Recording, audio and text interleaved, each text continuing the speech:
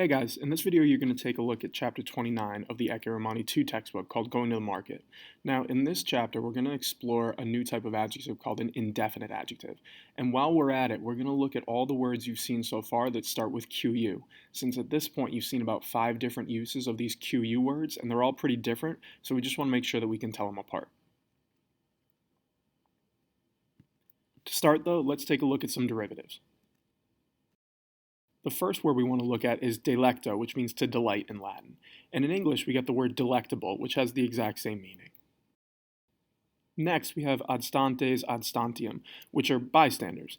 Now, this word doesn't have an English derivative, but if we break it apart into its 2 Latin pieces, you have the preposition ad, which means towards, and stare, which means to stand. This gives you the definition. Bystanders, literally people standing towards something or near something. If you can think of this and break it into its pieces, you'll always know how to translate this word. The next word is finis, which means end. Now, we get a lot of English derivatives from this word. Words like finite, final, finish, infinite, and they all have to do with the end of something. So, for instance, 2 that are good to look at are finite and infinite. If something's finite, it means it has an end. Infinite means it doesn't have an end. They all come from this one Latin word. The next word we want to look at is lībertus, which means a freedman. Now, this word has to do with the word freedom, which we've seen before, and it gives us a lot of words in English that have to do with freedom as well, like liberty, liberal, and liberation. The next word we want to look at is fumus, which means smoke. And the derivatives are pretty easy to spot. Fume, fumigate, they both have to do with smoke or some sort of variant on that term. So if you remember the idea of a fume as in smoke, you'll be okay with this word. So now we want to look at the grammar, which, like I said before, is indefinite adjectives. Just to do a quick recap and a quick example, back in chapter 28 you saw a sentence like this, and this isn't the only one you've seen, but it's a good example to get at what indefinite adjectives are. If we highlight the term amicos quosdam, you'll see that we translate it certain friends. Now that might catch your attention because what does that mean, certain friends? It's kind of a vague term. That's the idea of indefinite adjectives. It has to do with describing something in really vague terms. So one way to define it is that an indefinite adjective is one that's purposely vague or undefined. So we use them to describe people or things when we're not entirely sure about the specifics or we don't want to give specific information. Or it could be that the specific information isn't important. And I'll show you what I mean in a few examples. So in English, let's look at 2 phrases, this dog and some dog, and then my car and some car. In both of these examples, the indefinite adjective is the phrase on the right, so in other words, some.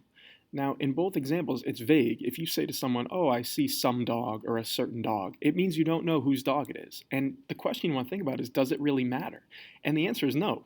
Sometimes it's okay to say that we don't know whose dog this is, or we don't know whose car this is, and it doesn't matter. It's just some dog or some car. That's what an indefinite adjective is in English, and I'll show you how we make them in Latin. One quick translation note though, we usually translate indefinite adjectives with the word some or a certain. In your textbook they tend to say a certain, which I feel like isn't quite how you'd use it in spoken English. So for our purposes, you can just go with the word some. You're getting at the same meaning either way. So indefinite adjectives are actually really easy to spot in Latin. They're using the same forms as relative pronouns, and they just have a few tweaks in the spelling that I'll show you now.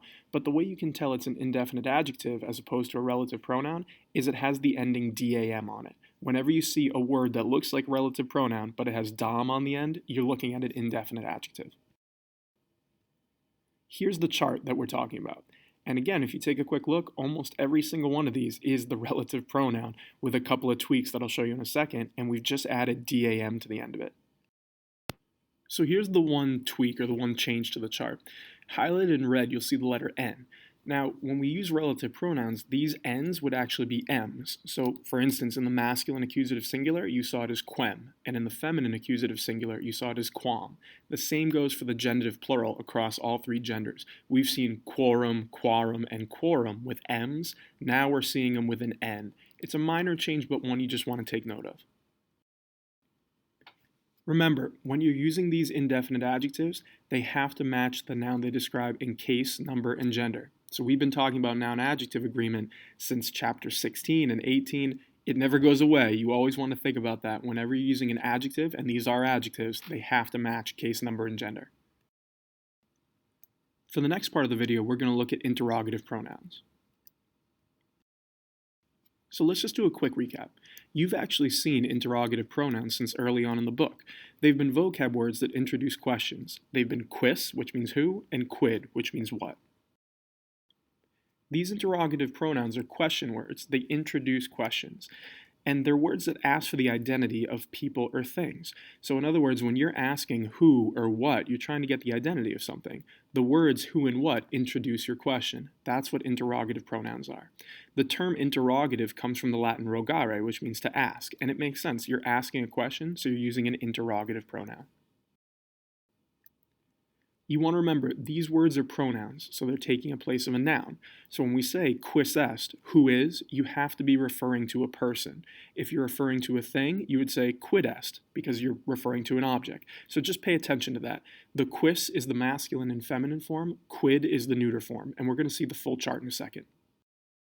So here's the chart for interrogative pronouns, and there's a few tricks to it that we want to look at, and we'll start with the singular. You want to notice that in the singular chart, the masculine and feminine forms are the exact same thing. So in other words, masculine and feminine both start with quis and go all the way down the line. Even in the ablative, where we've seen feminine use a long A, it's quo in the ablative singular feminine. They're the exact same thing. Now, this might seem like it would be a problem, but you get used to it pretty quick. When you're asking questions referring to singular people, it doesn't really matter if you're using the masculine or feminine form, you're still going to be able to realize who that question is referring to. The plural forms are actually the exact same as plural relative pronouns. So you have qui, quorum, quibus, and the feminine you have quae, quorum, quibus. This is the exact same thing. Don't worry though, you're not going to get confused using these because the interrogative pronoun always introduces a question. So you're going to see there's going to be that question mark at the end of the sentence. It's very easy to spot that you're using an interrogative pronoun. So now that you've seen the interrogative pronoun, that brings us to 5 different types of words in Latin that start with QU. So let's take a minute now to summarize them just so that you don't get confused. Like I said before, at this point you've seen a bunch of different words that start with QU. So we want to think, what are they and how do we tell them apart? The first that we saw were relative pronouns. Next we added indefinite adjectives, interrogative pronouns, and then you have 2 types of words that we've seen all year and all through the textbook, but maybe we haven't stopped to think about really critically. They're the causal conjunction, the word QUOD, which means because, and the exclamatory adverb QUAM. So let's start with relative pronouns. You want to remember, relative pronouns introduce subordinate clauses. So there's going to be a comma in front of them. That's one way to tell that you're looking at a relative pronoun. The other way you can tell is relative pronouns are going to have an antecedent that they're referring back to. So always look for the comma in front of your relative pronoun. It's going to start its own clause, and there's going to be an antecedent in front of it. So for example, if we had this sentence, liber quem legis est meus, you're saying the book, which you're reading, is mine. The relative pronoun is quem. It's referring to liber, the book, and it's starting its own relative clause. The comma in front of the word quem gives it away. You're looking at a relative pronoun. Next, we have indefinite adjectives, which you just learned. They're pretty easy to spot because of the DAM ending. Here's an example of an indefinite adjective. If you had servus quidam ambulat, you're saying a certain slave is walking. Quidam sticks out, sort of like a red flag. It has that DAM on the end of it. You know you're looking at an indefinite adjective, and you translate it a certain or some.